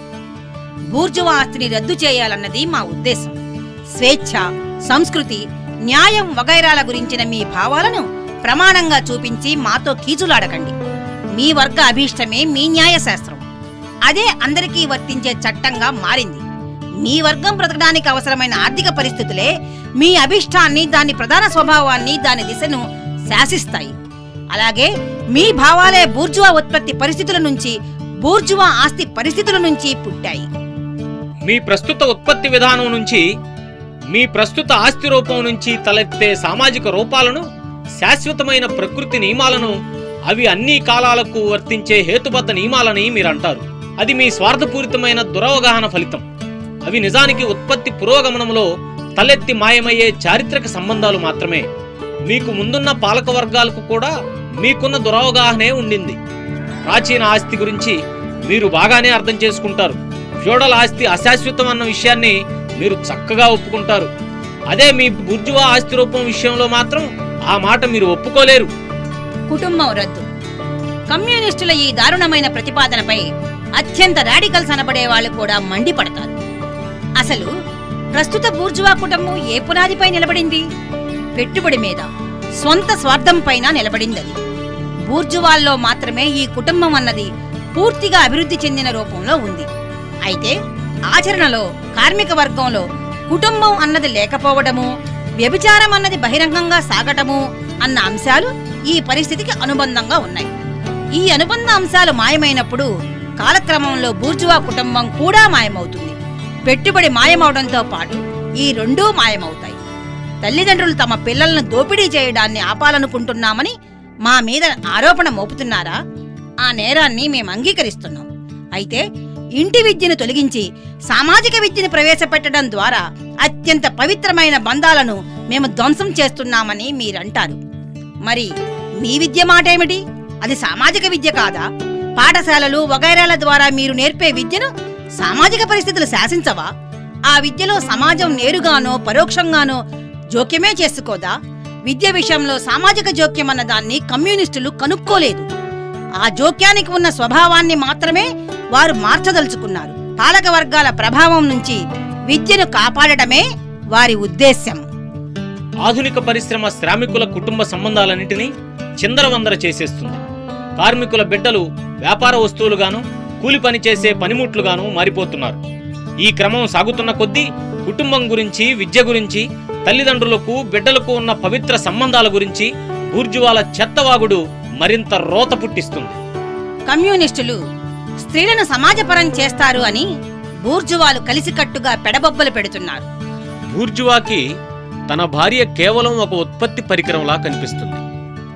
ఉత్పత్తి పరికరాలను సమిష్టిగా అనుభవిస్తారన్న మాట బూర్జువా చెవుల్లో పడగానే స్త్రీలు కూడా సమాజపరం అయిపోతారనే నిర్ధారణకు వచ్చేస్తాడు. కేవలం ఉత్పత్తి పరికరంగా పడి ఉండే దౌర్భాగ్యం నుంచి స్త్రీలను బయటపడేయటమే కమ్యూనిస్టుల ఉద్దేశమేమో అన్న కనీస సందేహం కూడా బూర్జువాకు రాదు. కమ్యూనిస్టులు స్త్రీలను బహిరంగంగా శాసనపరంగా సమిష్టి ఆస్తిగా మార్చేస్తారని తామే కల్పించి దానిపైన మన బూర్జువాలు తమ ఆగ్రహాన్ని వెళ్ళగక్కుతున్నారు. అంతకంటే హాస్యాస్పదమైనదేముంది? అయినా స్త్రీలను సమిష్టి ఆస్తిగా మార్చే పని కమ్యూనిస్టులు కొత్తగా చేయవలసిన అవసరమే లేదు. అనాదిగా జరుగుతున్నది అదే కదా. మన బూర్జువాలకు బజారు వేశ్యల మాట అటుంచి తమ చేతి కింది కార్మికుల భార్యలు కూతుళ్ళు చాలక వారు ఒకరి పెళ్లాన్ని మరొకరు ఆకట్టుకోవడంలో అపారమైన ఆనందాన్ని పొందుతున్నారు. బూర్జువా వివాహ వ్యవస్థే వాస్తవంలో ఒక సమిష్టి పెళ్లాల వ్యవస్థ. ఈ విషయంలో కమ్యూనిస్టులపై ఏ నింద మోపుతారు? మహా అయితే బూర్జువాలు చాటుమాటుగా చేసే పనినే కమ్యూనిస్టులు బాహాటంగా చట్టబద్ధంగా చేస్తారు అనగలరు. అసలు ప్రస్తుత ఉత్పత్తి వ్యవస్థనే రద్దు చేసినప్పుడు ఆ వ్యవస్థకు పుట్టిన సమిష్టి భార్యల వ్యవస్థ కూడా రద్దవుతుంది. దానితో బహిరంగ వేశ్యావృత్తి పోతుంది, పరోక్ష వేశ్యావృత్తి అంతమవుతుంది. దేశాలను జాతీయతను రద్దు చేయగోరుతున్నారు అన్నది కమ్యూనిస్టులపై మరో ఆరోపణ. కార్మికులకు దేశం లేదు, వారి నుంచి వారి దగ్గర లేని దాన్ని ఎవ్వరూ లాక్కోలేరు. అన్నిటికంటే ముందు శ్రామిక వర్గం రాజకీయ ఆధిపత్యాన్ని సాధించాలి కనుక జాతిలో అది ప్రధాన వర్గం కావాలి. జాతి అంటే తానే అన్న స్థితికి రాక తప్పదు. ఆ మేరకు మాత్రమే అది జాతీయమైనది. కనుక ఇక్కడ జాతీయం అన్న పదం బూర్జువా అర్థంలో కాదు. బూర్జువా వర్గ అభివృద్ధి కారణంగా స్వేచ్ఛా వాణిజ్యం వలన, ప్రపంచ మార్కెట్ వలన, ఉత్పత్తి విధానంలోనూ దాన్ని అనుసరించి ఉండే జీవన పరిస్థితుల్లోనూ ఏకరూపత వలన వివిధ దేశాల ప్రజల మధ్య జాతీయ భేదాలు, శత్రుత్వాలు రాను రాను మాయమవుతున్నాయి. శ్రామిక వర్గ ఆధిపత్యంలో అవి మరింత వేగంగా మాయమవుతాయి. కనీసం ప్రధాన నాగరిక దేశాల ఐక్య కార్యాచరణ అన్నది శ్రామిక వర్గ విమోచనకు మొదటి షరతుల్లో ఒకటి. ఒక వ్యక్తి మరో వ్యక్తిని దోపిడీ చేయటం అన్నది ఏ మేరకు అంతమవుతుందో, ఒక జాతి మరో జాతిని దోపిడీ చేయటం కూడా అదే మేరకు అంతమవుతుంది. ఒక జాతిలో వర్గ శత్రుత్వం ఏ మేరకు మాయమవుతుందో, ఒక జాతికి మరో జాతికి మధ్య శత్రుత్వం కూడా ఆ మేరకు అంతమవుతుంది. ఇక మత దృష్టితోనో, తాత్విక పరంగానో, సిద్ధాంత పరంగానో కమ్యూనిజంపై చేసే ఆరోపణలు అంతగా పట్టించుకోనక్కర్లేదు. మనిషి సామాజిక సంబంధాల్లోనూ, అతని సామాజిక జీవితంలోనూ మార్పులు వచ్చినప్పుడల్లా అతని భావాలు, భావనలు, అభిప్రాయాలు కూడా మారతాయి. అంటే అతని భౌతిక జీవితం మారినప్పుడు అతని చైతన్యము మారుతుంది. ఈ మాట అర్థం చేసుకోవడానికి లోతైన అంతఃప్రేరణ అవసరమా? భౌతిక ఉత్పత్తి మారినప్పుడు బౌద్ధిక ఉత్పత్తి స్వభావం కూడా మారుతుందని తప్ప భావాల చరిత్ర రుజువు చేస్తుందేమిటి? ప్రతి యుగంలోనూ ఆనాటి పాలకవర్గ భావాలే ఆ యుగాన్ని పాలిస్తాయి. సమాజాన్ని విప్లవీకరించే కొన్ని భావాలను జనం వ్యక్తం చేస్తున్నారు అంటే పాత సమాజం లోపలే కొత్త సమాజపు అంశాలు కొన్ని పుట్టాయని అర్థం. పాత జీవన పరిస్థితులు అంతమవుతున్న కొద్దీ పాత భావాలు కూడా అంతరిస్తాయి. ప్రాచీన ప్రపంచం మరణశయ్యపై ఉన్నప్పుడు ప్రాచీన మతాలను క్రైస్తవ మతం ఓడించింది.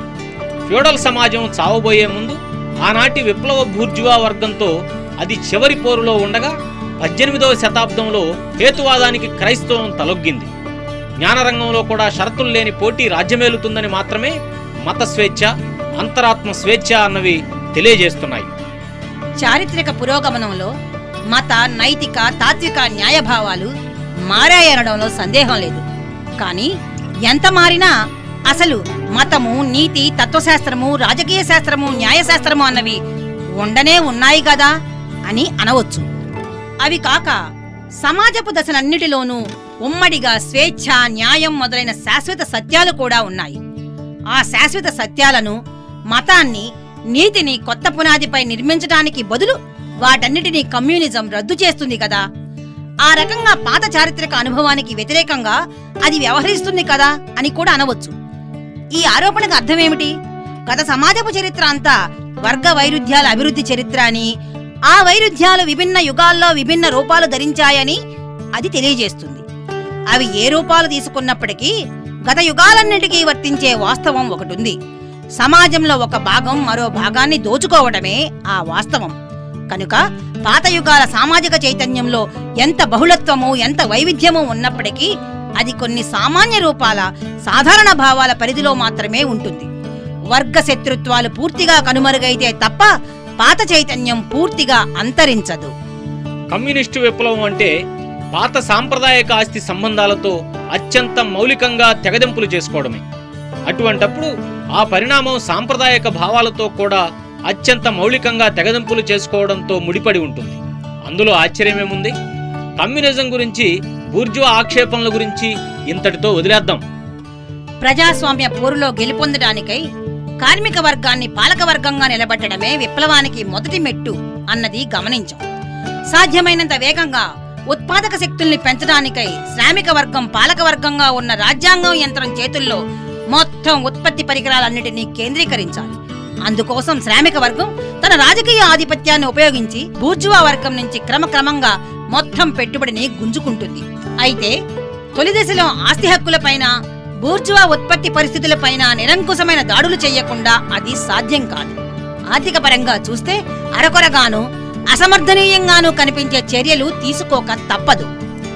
ఉద్యమ పురోగమన క్రమంలో ఈ చర్యలు మరింత పెరుగుతాయి. ఉత్పత్తి విధానాన్ని మొత్తంగా విప్లవీకరించడం కోసం పాత వ్యవస్థపై దాడి తప్పదు. ఈ చర్యలు వేరువేరు దేశాల్లో వేరువేరుగా ఉంటాయి. అయితే అత్యంత అభివృద్ధి చెందిన దేశాలన్నిటికీ సర్వసాధారణంగా ఇప్పుడు పేర్కొనే చర్యలు వర్తిస్తాయి. భూముల మీద ఆస్తి హక్కు రద్దు, భూమిపై వచ్చే కిరాయిలన్నిటినీ సామాజిక సంక్షేమానికి ఉపయోగించాలి. ఆదాయం పెరిగే కొద్దీ పెరిగేలా పన్నులు విధించాలి. వారసత్వ హక్కులన్నీ రద్దు చేయాలి. దేశాంతరవాసుల ఆస్తి, తిరుగుబాటుదారుల ఆస్తి ప్రభుత్వ పరం చేయాలి. ప్రభుత్వ పెట్టుబడితో ప్రభుత్వ గుత్తాధిపత్యం కింద ఒక జాతీయ బ్యాంకు ఏర్పాటు చేసి దాని ద్వారా పరపతి వ్యవస్థను ప్రభుత్వం చేతుల్లో కేంద్రీకరించాలి. వార్తా సాధనాలను, రవాణా సాధనాలను ప్రభుత్వం చేతిలో కేంద్రీకరించాలి. ప్రభుత్వ పరిశ్రమలను, ఉత్పత్తి పరికరాలను విస్తరింపజేయాలి. బంజరు భూములను సాగు చేయాలి. ఒక ఉమ్మడి పథకం ప్రకారం నేలలను సారవంతం చేయాలి. పనిచేసే బాధ్యత అందరికీ సమానం. పారిశ్రామిక సైన్యాల ఏర్పాటు చేయాలి. ముఖ్యంగా వ్యవసాయం కోసం ఇది అవసరం. వ్యవసాయాన్ని, పరిశ్రమలను కలపాలి. దేశంలో జనాభాని వివిధ ప్రాంతాల్లో సమతులంగా పంచడం ద్వారా నగరాలకి, గ్రామాలకి మధ్య ఉన్న అంతరాలన్నిటినీ పూడ్చాలి. ప్రభుత్వ పాఠశాలల్లో బాలలందరికీ ఉచిత విద్య, పిల్లలు ఇప్పుడు ఫ్యాక్టరీల్లో పనిచేస్తున్న పద్ధతి రద్దు, విద్యను, పారిశ్రామిక ఉత్పత్తిని మేళవించాలి. ఇలాంటివే పలు చర్యలు తీసుకోవాలి. అభివృద్ధి క్రమంలో వర్గ భేదాలన్నీ మాయమైపోతే మొత్తం ఉత్పత్తి అంతా మొత్తం జాతికి చెందిన ఒక మహాసంఘం చేతిలో ఉన్నప్పుడు ప్రభుత్వ అధికారం అన్నది తన రాజకీయ స్వభావాన్ని కోల్పోతుంది. అసలు రాజకీయ అధికారం అంటేనే ఒక వర్గం మరో వర్గాన్ని అణిచివేయడానికి అవసరమైన సంఘటిత శక్తి మాత్రమే.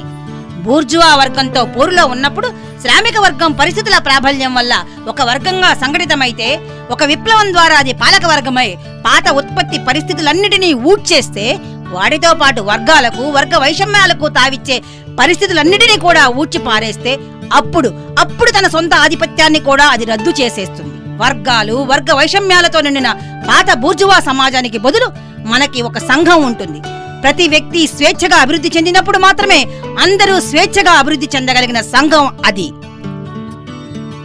కమ్యూనిస్టు పార్టీ ప్రణాళిక 3వ అధ్యాయం.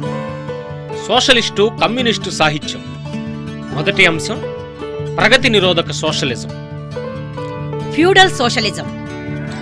ఆధునిక బూర్జువా సమాజానికి వ్యతిరేకంగా కరపత్రాలు రాయడమే ఫ్రాన్స్, ఇంగ్లాండులోని ప్రభువర్గాలకు ప్రధాన వ్యాపకం అయ్యింది. వారి చారిత్రక పరిస్థితే అందుకు కారణం. 1830 జులై విప్లవంలోనూ, ఇంగ్లీషు సంస్కరణోద్యమంలోనూ చెత్తాకారి నడిమంత్రపు సిరిగాళ్ల చేతుల్లో ఈ ప్రభువర్గాలు మరోసారి ఓడిపోయాయి. ఇక అప్పటి నుంచి వారికి సీరియస్ రాజకీయ పోరాటం అన్నది అసాధ్యమయ్యింది. సాహిత్య యుద్ధాలకు మాత్రమే అవకాశం మిగిలింది. సాహిత్య రంగంలో సైతం తిరిగి పాత వ్యవస్థను పునరుద్ధరించాలనే ఆక్రందనలు అసాధ్యమయ్యాయి. తమ సొంత ప్రయోజనాల నుంచి కాక కార్మిక వర్గ ప్రయోజనాల దృష్టితోనే బూర్జువా వర్గానికి వ్యతిరేకంగా ప్రభు వర్గం నేరారోపణ చేస్తున్నట్టుగా కనిపించింది. సానుభూతి రేకెత్తించడానికి ఆ వర్గం అలా చేయక తప్పలేదు. తన కొత్త యజమానులకు అశుభం పలుకుతూ రానున్న ఉపద్రవాల గురించి వారి చెవుల్లో దారుణమైన జోస్యాలు చెప్పడం ద్వారా ప్రభువర్గం తన కసి తీర్చుకుంది. అట్లా తలెత్తింది ఫ్యూడల్ సోషలిజం. ఏడుపు కొంత, తిట్లు కొంత, గత వైభవాల పలవరింపు కొంత, రాబోయే గండాల అపశకునాలు కొంత కలిసిన ఆ కరపత్రాలు కసితోనూ, హాస్యంతోనూ, సునిశిత విమర్శతోనూ కొన్నిసార్లు బూర్జువాల గుండెల మీద మోదాయి. అయితే ఆధునిక చరిత్ర గమనాన్ని బొత్తిగా అర్థం చేసుకోలేని అశక్తత వల్ల ఆ కరపత్రాలు ఎప్పుడూ హాస్యాస్పదంగానే ఉన్నాయి. ప్రజలను తమ వైపు తిప్పుకోవడానికై ప్రభువర్గం శ్రామిక వర్గపు బెచ్చపు జోలెను పతాకగా చేబూనింది. అయినప్పటికీ ప్రభువర్గంతో జనం కలిసిన ప్రతిసారి వారు దాని వీపుపై పాత ఫ్యూడల్ చిహ్నాలు చూశారు. ఆ వెంటనే వారు బిగ్గరగా ఏసడింపుగా నవ్వుతూ ఆ వర్గాన్ని వదిలేశారు. ఫ్రెంచ్ లెజిటిమిస్టుల్లోనూ కొందరు యంగ్ ఇంగ్లాండ్ సభ్యులు ఆ దృశ్యాన్ని ప్రదర్శించారు. తమ దోపిడీ పద్ధతి బూర్జువా పద్ధతి కాదని, అది భిన్నమని అంటారు ఫ్యూడలిస్టులు. అప్పటి పరిస్థితులు కూడా భిన్నమేనని, వాటికిప్పుడు కాలం చెల్లిందని వారు మర్చిపోతారు. తమ హయాంలో ఈ ఆధునిక శ్రామిక వర్గం లేనే లేదంటారు వారు. కానీ అసలు ఈ ఆధునిక బూర్జువా వర్గమే తప్పనిసరిగా తమ సమాజంలోనే పుట్టింది అన్నదాన్ని వారు మర్చిపోతారు. ఇక మిగతా విషయాలను చూస్తే వారి విమర్శకు ఉన్న ప్రగతి నిరోధక స్వభావాన్ని వారు ఏమాత్రం దాయరు. మొత్తం పాత సామాజిక వ్యవస్థను కోకటి వేళ్లతో పీకేసే ఒక కొత్త వర్గాన్ని పుట్టిస్తోంది అని బూర్జువా వర్గాన్ని వారు నిందిస్తారు. వారు బూర్జువా వర్గానికి చీవాట్లు వేసేది కార్మిక వర్గాన్ని సృష్టిస్తున్నందుకు కాదు, అది విప్లవ కార్మిక వర్గాన్ని సృష్టిస్తున్నందుకు. కనుక రాజకీయ ఆచరణలో కార్మిక వర్గానికి వ్యతిరేకంగా జరిపే అన్ని రకాల బలత్కార చర్యల్లోనూ వారు కూడా పాల్గొంటారు.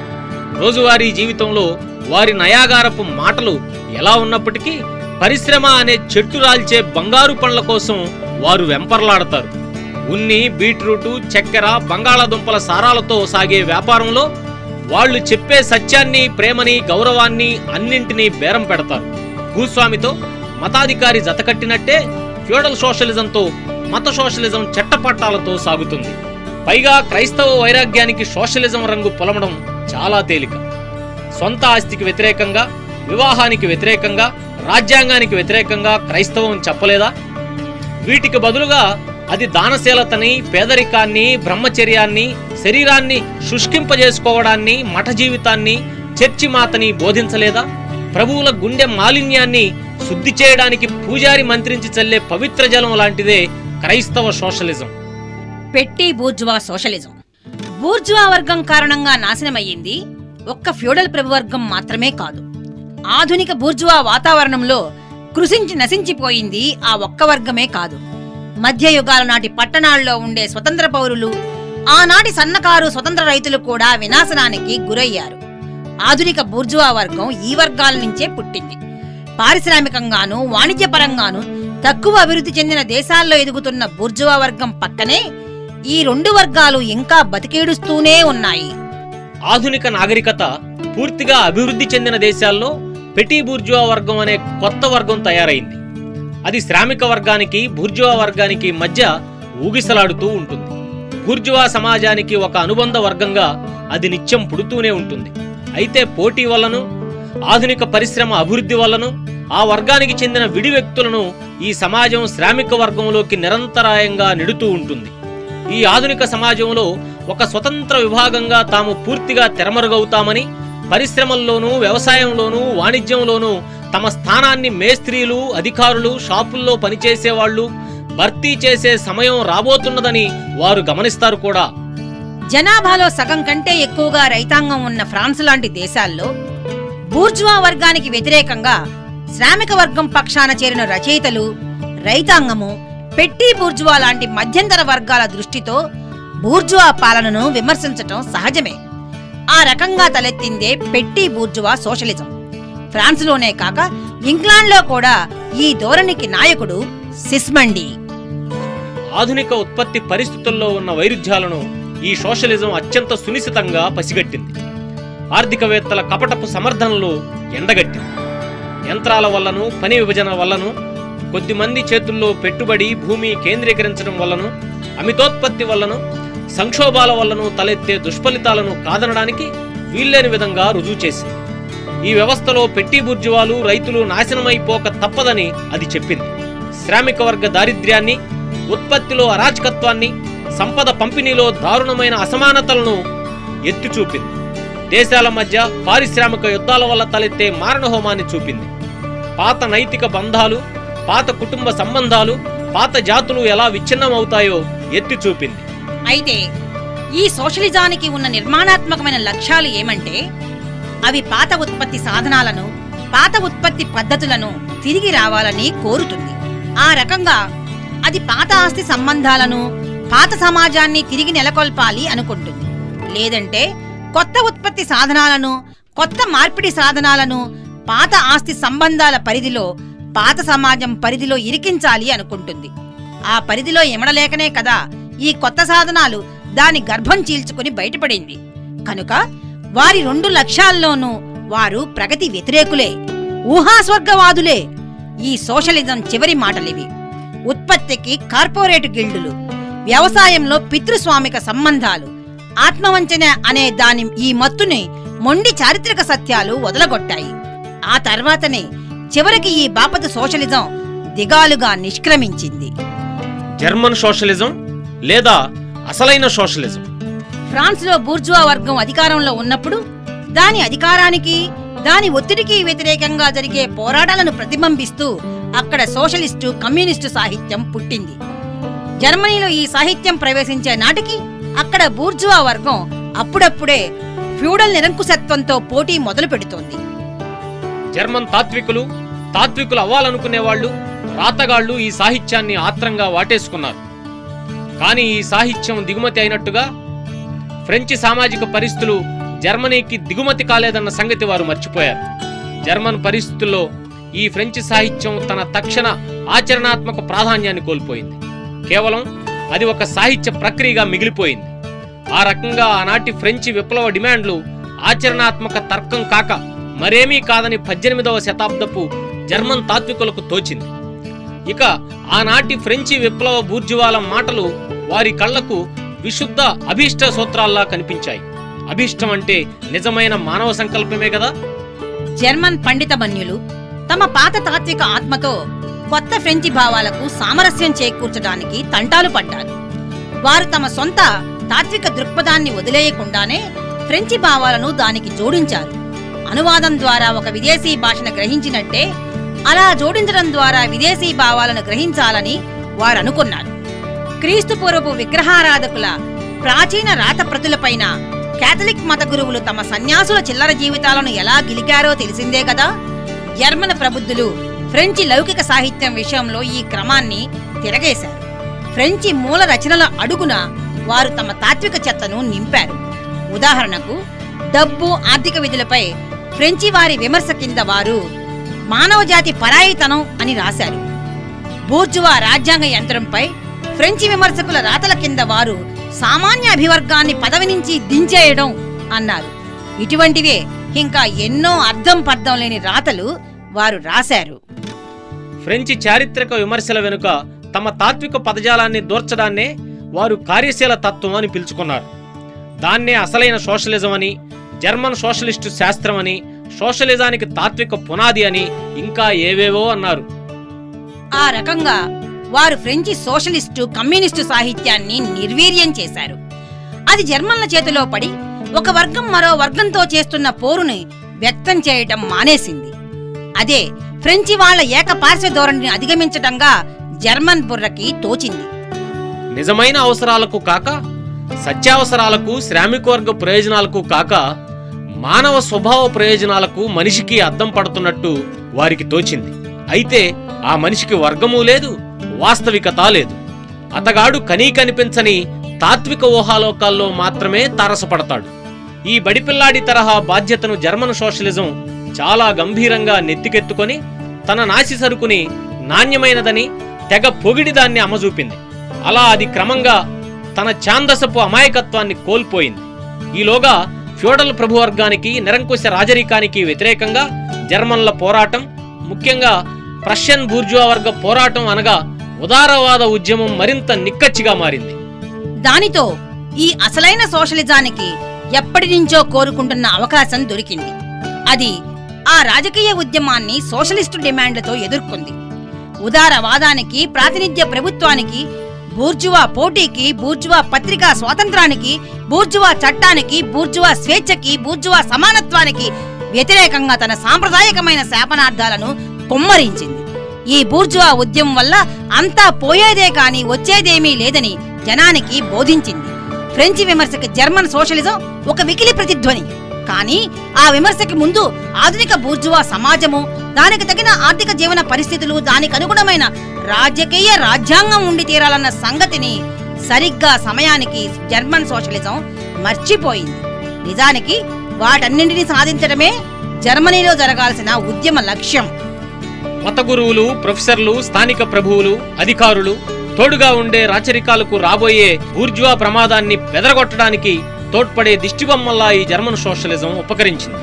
ఆనాటి జర్మన్ నిరంకుశ ప్రభుత్వం అప్పటి వరకు జర్మన్ కార్మిక వర్గ తిరుగుబాట్లను కొరడాలతోనూ తుపాకీ గుళ్లతోనూ అణిచివేసింది.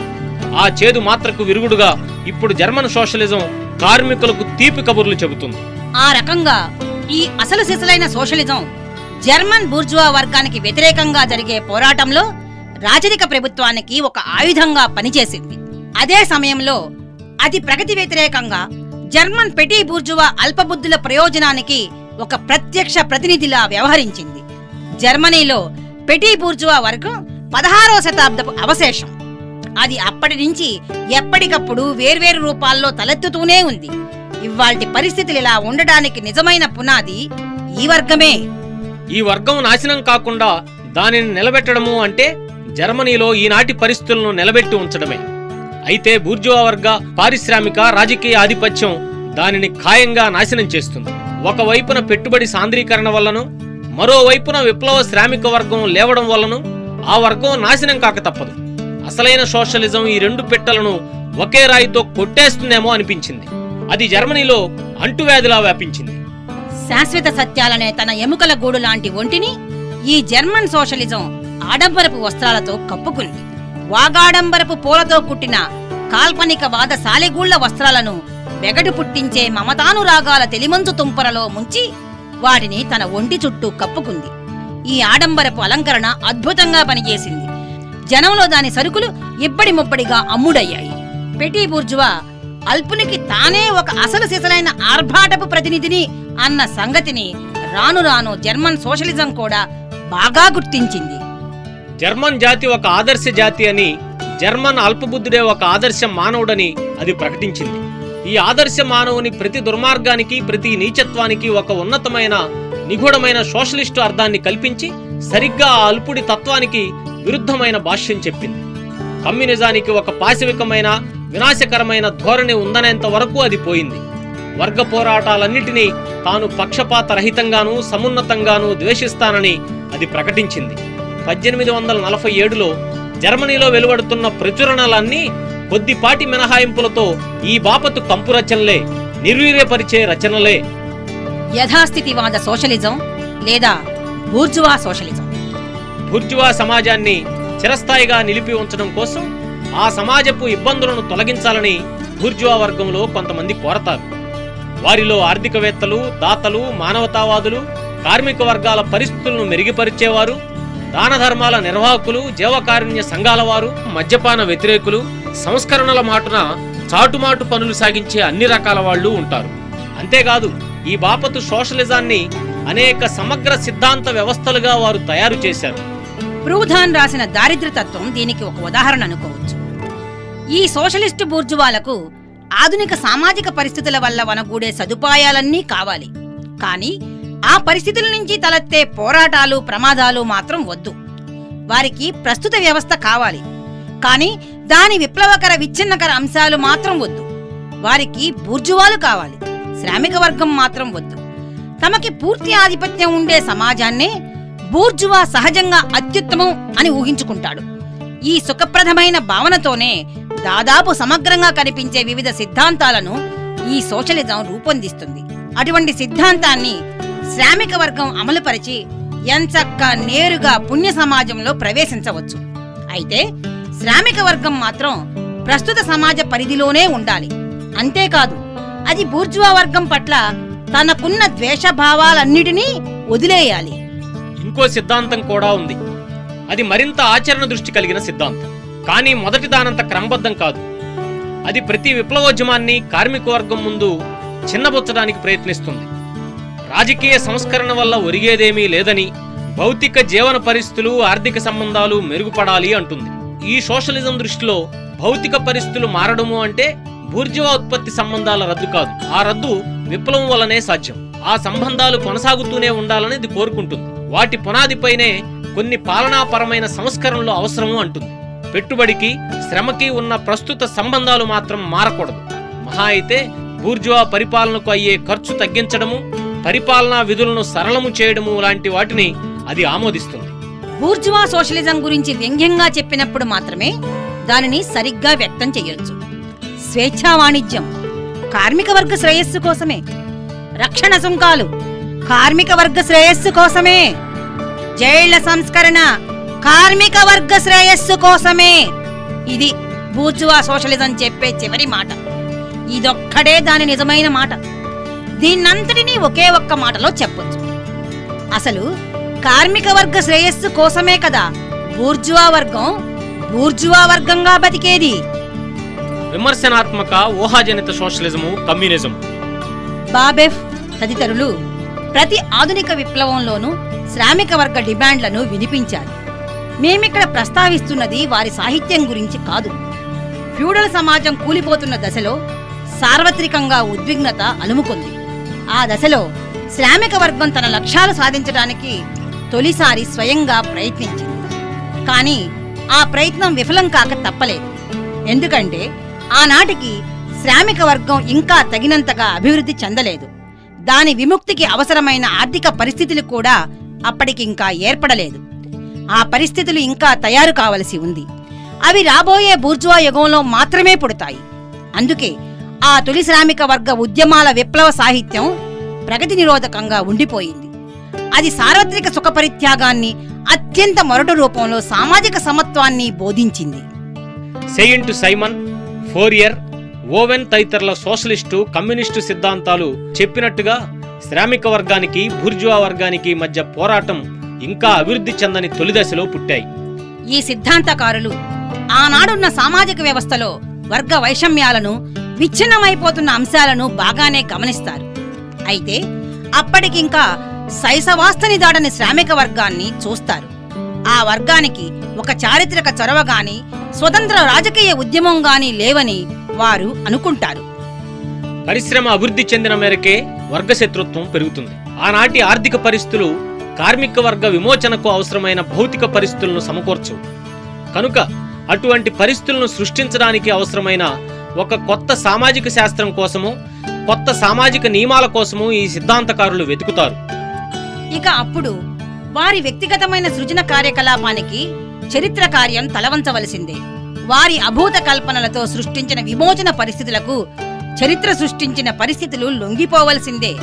క్రమంగానూ యాదృచ్ఛికంగానూ తలెత్తే శ్రామిక వర్గ నిర్మాణం కూడా ఈ సృజనశీలురు తమ ఇష్టానుసారం సృష్టించిన సమాజానికి లోబడాల్సిందే. వారి ప్రచారానికి అనుగుణంగాను, వారి సామాజిక పథకాల అమలుకు వీలుగాను తనను తాను మలుచుకోవటమే చరిత్ర పని.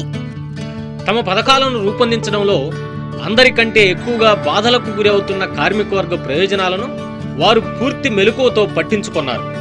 అయితే అత్యధికంగా బాధలకు గురవుతున్న వర్గంగా మాత్రమే వారికి కార్మిక వర్గం అర్థమైంది. వర్గ పోరాటం ఇంకా అభివృద్ధి చెందకపోవడం వల్లను, తమ పరిసరాల కారణంగానూ ఈ రకం సోషలిస్టులు వర్గ వైషమ్యాలన్నిటికీ తాము అతీతులమనుకుంటారు. సమాజంలో అన్నీ ఉన్న వాళ్లతో సహా ప్రతి ఒక్కరి జీవన పరిస్థితిని మెరుగుపరచాలి అనుకుంటారు. అందుకే వారు అలవాటుగా మొత్తం సమాజానికి విజ్ఞప్తులు చేస్తూ ఉంటారు. వర్గాల మధ్య తేడాను పట్టించుకోరు.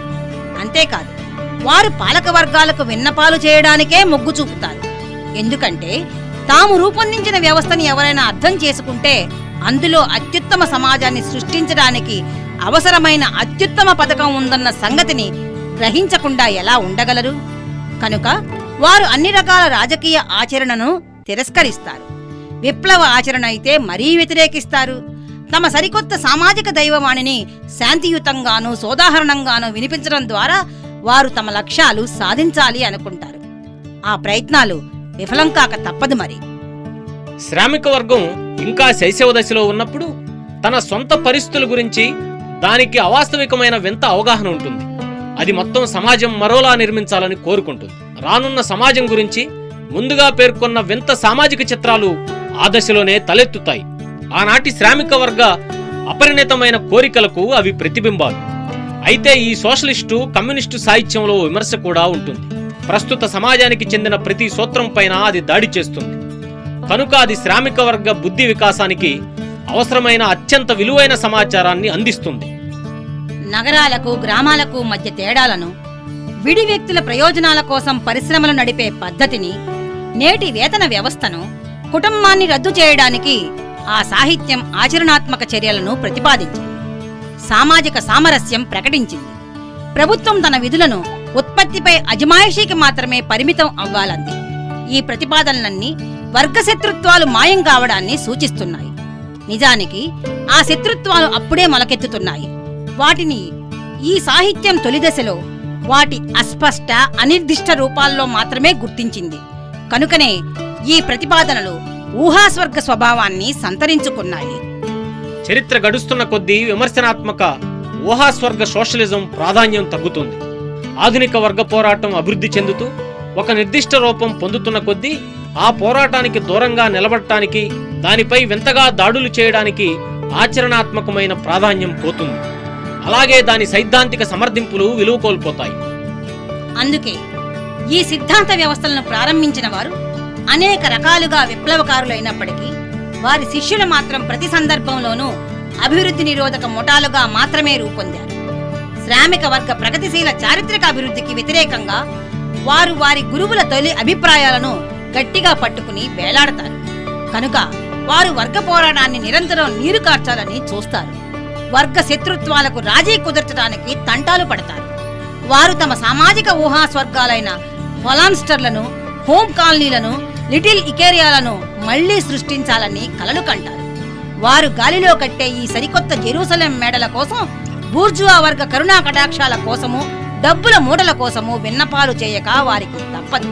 వారు క్రమంగా అభివృద్ధి నిరోధక సోషలిస్టులతోనూ యథాతథవాద సోషలిస్టులతోనూ చేరిపోతారు. అయితే వారిరువురి కంటే వీరికి క్రమబద్ధమైన ఛాందస పాండిత్యం ఉంటుంది. వీరికి తమ సామాజిక శాస్త్రం పైన మూఢనమ్మకంతో కూడిన మొండి విశ్వాసం ఉంటుంది. అందుకే వారు కార్మిక వర్గం నిర్వహించే రాజకీయ కార్యకలాపాలన్నిటినీ చాలా తీవ్రంగా వ్యతిరేకిస్తారు. తమ కొత్త దైవవాణిని కార్మికులు మొండిగా నమ్మకపోవడం వల్లనే అలా రాజకీయ కార్యకలాపాల్లో పాల్గొంటున్నారు అంటారు వారు.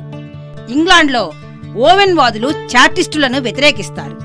ఫ్రాన్స్లో ఫోరియరిస్టులు రిఫార్మిస్టులను వ్యతిరేకిస్తారు.